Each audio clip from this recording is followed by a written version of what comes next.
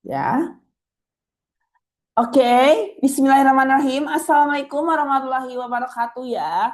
Nah, setelah di video sebelumnya membahas tentang APBN atau anggaran pembelanjaan atau anggaran pendapatan dan belanja daerah nasional ya, sorry. Dan sekarang kita akan membahas tentang APBD atau anggaran pendapatan dan belanja daerah. Ya. Nah, adapun tujuan pembelajarannya adalah dapat menjelaskan konsep APBD, ya, sorry, bukan N tapi D. Yang kedua, mengidentifikasi jenis penerimaan dan belanja daerah. Yang terakhir, menjelaskan pengaruh APBD terhadap perekonomian, ya. Nah, pengertian.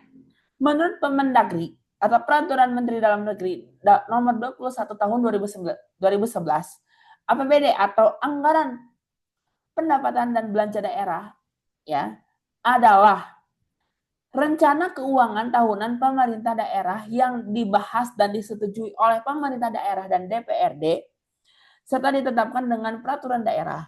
APBD merupakan instrumen kebijakan yang utama bagi pemerintah daerah.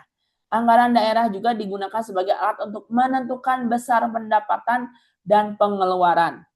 Berdasarkan pengertian di atas, maka APBD yang dikeluarkan setiap tahun akan mencerminkan besaran pendapatan dan pengeluaran yang dibutuhkan untuk pengelolaan suatu daerah. Daerah yang dimaksud mulai dari daerah tingkat 2 ya, atau yang setara dengan kota dan kabupaten, dan daerah tingkat 1 atau yang setara dengan provinsi. Nah, apa sih fungsinya dari APBD ini? Yang pertama adalah fungsi otorisasi. APBD bisa melaksanakan pendapatan dan belanja daerah di tahun bersangkutan. Yang kedua, fungsi perencanaan. APBD itu menjadi sebuah pedoman bagi manajemen di dalam hal perencanaan sebuah aktivitas atau kegiatan pada tahun yang bersangkutan. Yang ketiga, fungsi pengawasan. APBD menjadi sebuah pedoman untuk bisa menilai apakah aktivitas penyelenggaraan pemerintah daerah sesuai dengan ketentuan yang ditetapkan. Yang ketiga, fungsi alokasi. Khususnya ya. APBD diarahkan untuk bisa menciptakan lapangan kerja maupun mengurangi pengangguran, serta meningkatkan efisiensi serta aktivitas perekonomian. Yang seterusnya adalah fungsi distribusi.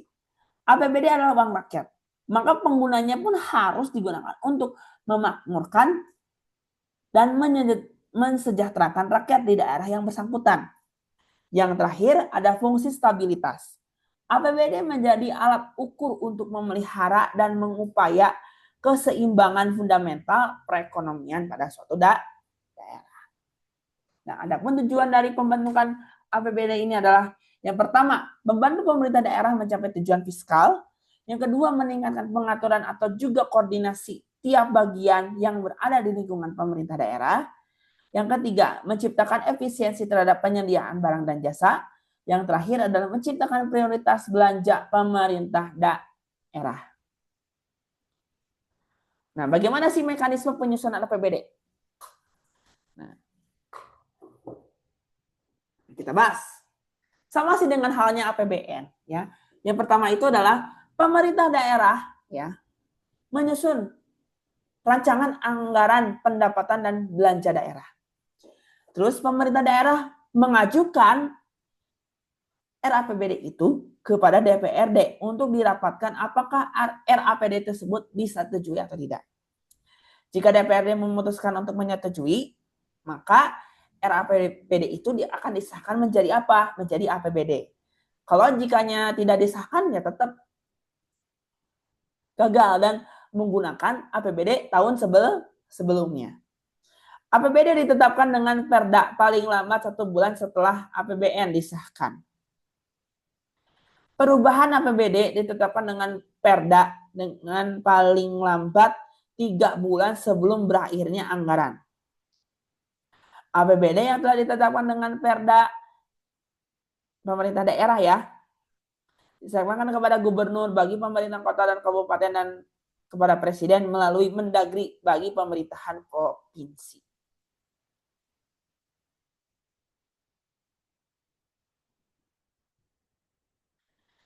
Nah, bagaimana nih sumber pendapatan daerah? Ya, Nah, yang pertama, ada pendapatan asli daerah. Seperti ada pajak daerah ya, melalui PBB, pajak, cukai, pajak penghasilan. Terus ada retribusi daerah seperti perizinan mendirikan usaha, tempat rekreasi, parkir, hasil pengelolaan kekayaan daerah yang disahkan. Terus ada pendapatan asli daerah lain-lain. Yang kedua ada dana perimbangan. Di antaranya adalah dana pajak, dana bagi hasil pajak atau hasil bukan pajak. Terus ada dana alokasi umum atau DAU ya, yang didapatkan dari pemerintah, dan dana alokasi atau DAK. Yang terakhir adalah pendapatan hibah, pemberian ya. Nah, tentang belanja daerah. Itu ada dua jenis. Ada belanja tidak langsung, ada belanja langsung ya. Kalau tidak langsung itu adalah tidak ada kaitannya langsung dengan program kerja dan kegiatan. Biasanya tentang gaji ya, gaji dan tunjangan, gaji dan penghasilan ya, belanja penerimaan lainnya, pimpinan dan anggota DPRD dan biaya pemungutan pajak daerah, belanja bunga, belanja subsidi, belanja hibah, belanja bantuan sosial, belanja bantuan keuangan kepada provinsi, kabupaten dan pemerintah desa dan partai politik. Kalau belanja langsung adalah belanja yang memiliki kaitannya langsung dengan program kerja dan kegiatan daerah. Biasanya seperti belanja pegawai termasuk honorarium PNS, honorarium non PNS, uang lembur, uang belanja beasiswa pendidikan, PNS, belajar khusus, pelatihan, sosialisasi dan bimbingan teknis PNS. Sendiri juga belanja langsung termasuk belanja barang dan jasa serta belanja modal ya. Nah, bagaimana sih pengaruhnya terhadap pembangunan ekonomi daerah? Nah, ada dampaknya. Mengenai dampak dari pengelolaan anggaran pendapatan dan belanja daerah atau APBD mempengaruhi perekonomian dan memiliki kesejahteraan masyarakat yang ada di daerah. Yang kedua, mampu mereduksi tingkat kemiskinan yang ada di suatu daerah secara signifikan.